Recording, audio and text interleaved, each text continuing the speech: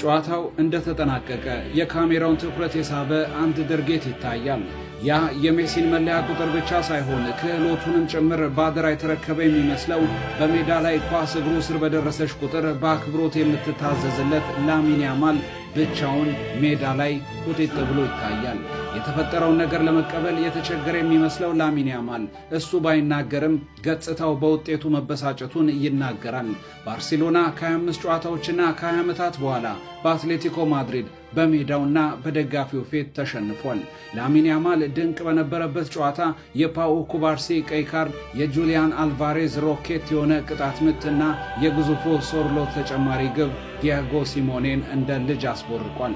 አትሌቲኮ ማድሪድ ከ2006 በኋላ የካምፕኑ እርግማኑን መስበር ብቻ ሳይሆን ከቀናት በፊት በላሊጋ የደረሰበትን ሽንፈት ሳምንት ባልሞላ ጊዜ ውስጥ ተበቅሏል። ታዲያ በዋንዳ ሜትሮፖሊታኖ በቀጣይ ባርሴሎና ከሜዳ ውጪ የውጤት ቅልበሳን ያልማል። ያንን ለማሳካት ደግሞ ባርሳ ያለውን ሁሉ ጦር ይመዛል። ምክንያቱም በታሪክ ብዙ የማይመስሉ የውጤት ግልበጣዎችን ባርሳ አሳይቷልና። በሌላ ጨዋታ ሊቨርፑል በሚያውቀውና ደጋግሞ በነገሰበት ውድድር ባዳ ሆኖ ታይቷል። በፒኤስጂ ከፍጹም ብልጫ ጋር 2-0 ተሸንፏል።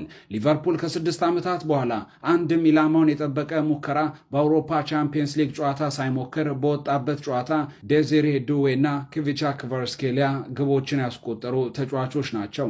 ውጤቱ 2-0 ይሁን እንጂ ፓሪሳውያኑ በትንሹ በ4 እና በ5 ግብ ልዩነት ሊያሸንፉት የሚችሉበት ጨዋታ እንደነበር ተመልክተናል።